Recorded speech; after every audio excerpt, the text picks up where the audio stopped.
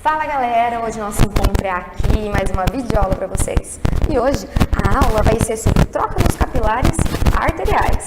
Pensa que aquelas trocas é só por conta de CO2, oxigênio ou mesmo a glicose que vai através ali dos seus gradientes de concentração? Nada disso. Isso envolve também pressão hidrostática e pressão colodosmótica. Mas o que será que é tudo isso? Bem, na aula de hoje vocês vão aprender que pressão hidrostática é aquela onde a água exerce sua força e pressão colodosmótica é aquela onde as proteínas plasmáticas vão estar exercendo a sua pressão. Então, lápis e um caderno na mão. Tá aí mais uma videoaula. Roda a vinheta! Voltando aqui para o estúdio de gravação, vamos entender aí de casa como é que acontece as trocas nos capilares arteriosos e nos venosos. Para isso, então, vocês têm que entender que existem 3 processos aí para que aconteça as trocas nos capilares. Para quem não sabe, as trocas nos capilares, por processo de difusão e transitose, é um processo lento. Mas como assim? Porque se eu penso em um capilar, teoricamente, esse processo deveria ser muito rápido, porque lá nos capilares a pressão deveria ser grande o suficiente.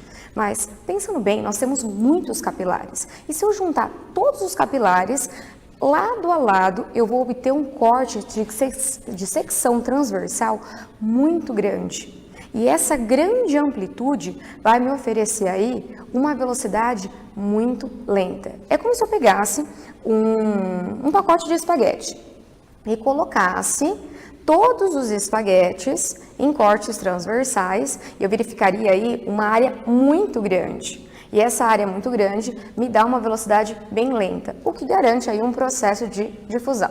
Mas o que seria essa difusão? A difusão ela é utilizada para a passagem do oxigênio e do CO2 através do seu gradiente de concentração. Então fica bem simples. O que está presente no capilar arterioso, vindo lá da grande circulação, é uma videoaula que vocês já tiveram comigo, da grande circulação, é passado do capilar arterioso para o líquido intersticial, aquele que banha as células, e do líquido então para as células, para um processo aí, de diferença em gradientes.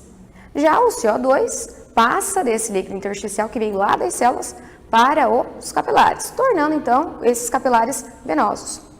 Agora, quando a substância é muito grande, por exemplo, quando eu penso numa proteína, essa proteína ela passa pelo método de transitose. Vocês também já tiveram uma videoaula sobre isso. O que seria uma transitose? É um processo de endocitose seguido por exocitose. Bem, essas trocas aí nos capilares são as principais. Só que eu não tenho somente por difusão e por transitose. Eu também tenho um outro processo, que é o fluxo de massa. O que seria o fluxo de massa? Seria a saída da água dos capilares. Esse fluxo de massa, ele está representado pela parte da filtração, que é quando a água ela sai do capilar indo em direção ao líquido intersticial, e pela absorção, que é quando a água retorna. Para vocês entenderem isso, vocês têm que saber 2 tipos de pressão, que seria a pressão hidrostática e a pressão coloidosmótica. A pressão hidrostática, ela vai estar representada pelo Hzinho aqui, pH. Não é aquele pH lá que mede acidez ou basicidade, não, tá? Aqui nesse caso vai ser hidrostática, que é a pressão da água. Coloidosmótica, que vai ser representado pelo π aqui, representa a quantidade de proteínas plasmáticas que eu vou ter aqui nesse capilar. Quem seriam as proteínas plasmáticas? Vocês também já tiveram uma videoaula sobre isso, lá em Fisiologia do Sangue. Essas proteínas plasmáticas são representadas principalmente pela albumina, produzida lá no fígado, que fica aqui, no sangue, ok? Então, quando eu penso em pressão hidrostática, eu tenho que pensar na água, no fluxo da água. E eu tenho que pensar assim, olha, se eu olhar por aqui, a pressão hidrostática do capilar é 32. Lá do capilar venoso é 15. Tá certo que são valores que vocês vão ter que memorizar. Mas como associar que no capilar arterioso é 32 e no venoso é 15? Para isso fica bem tranquilo. Se eu for pensar em uma mangueira, por exemplo, e eu tiver que regar, por exemplo, o jardim que está dentro da minha casa, e eu tenho também que regar as plantas que se encontram à frente da minha casa, mas, por exemplo, elas vão se encontrar próximo ao asfalto. Vamos pensar assim. Primeiro eu vou regar as plantas que se encontram na minha casa. Então, estou lá com a mangueira, enfim, a água que circula no interior dessa mangueira representa, então, a pressão hidrostática. Pronto, terminei de fazer isso. Agora eu quero regar as plantas que estão na calçada. Só que eu não posso abrir mais, né, essa torneira. E também não posso diminuir o diâmetro, né, lá apertar lá a mangueira para aumentar a pressão. Vou ter que trabalhar com a mesma pressão. Aí você vai dizer para mim, ué, mas eu vou demorar mais tempo para regar as plantas que se encontram lá fora. Sim. Por que isso vai acontecer? Porque conforme aumenta a distância desse vaso, dessa mangueira, o atrito da água com a parede dos vasos vai acabar diminuindo a pressão. E é justamente o que eu quero que vocês entendam aí de casa. Então, a pressão do capilar arterioso vai ser maior do que a do capilar venoso, por conta de uma distância. Quanto maior a distância, menor a pressão. Tá? Para isso ficou bem tranquilo. Agora, o que seria a pressão colodosmótica? É a pressão que as proteínas plasmáticas exercem no interior do capilar. Para vocês entenderem isso, é só vocês pensarem, por exemplo, numa caçarola, aquelas, né, panelas bem grandes, e colocarem lá dentro, por exemplo, uns 20 litros de água. Na sequência, vocês acrescentam lá umas 30 colheres de açúcar e mexam. Antes de vocês levarem ao fogo, fica fácil para mexer. Deixam lá no fogo por 1h30, 2 horas. Vai evaporar a água e vai ficar bem viscoso, certo? Pois é, essa viscosidade, quem dá é o soluto.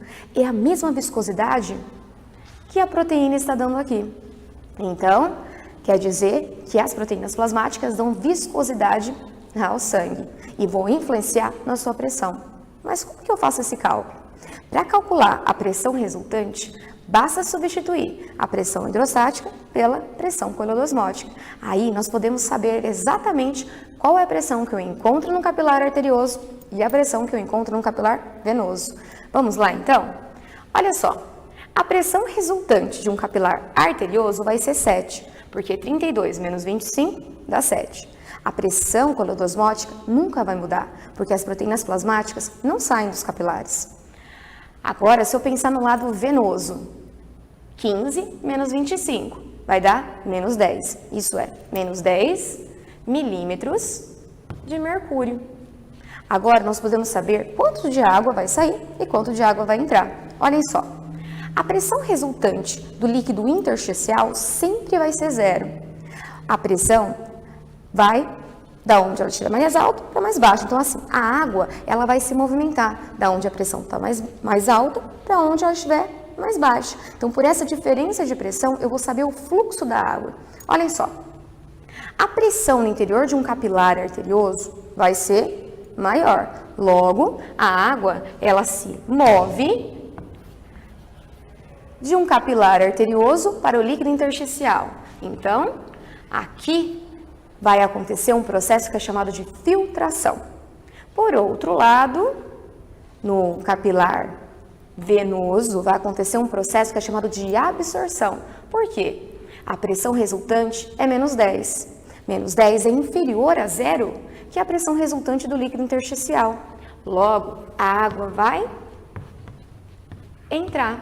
Esse processo é chamado de absorção. Isso é o fluxo de massa. O fluxo de massa é dado pela pressão resultante. E a água ela se move aonde a pressão é maior para onde ela é menor. Então, tá vendo? As trocas nos capilares se baseiam principalmente na difusão, na transitose e no fluxo de massa. Só que para vocês saberem como a água se move, vai ter que chegar no cálculo. E esse cálculo é pela pressão hidrostática e pela pressão colodosmótica. Se vocês gostaram da videoaula de hoje, não esqueçam, dê um like nos nossos vídeos. E também se inscreva no nosso canal. Aproveito para falar, ativem o sininho para acompanhar as próximas videoaulas. Até lá!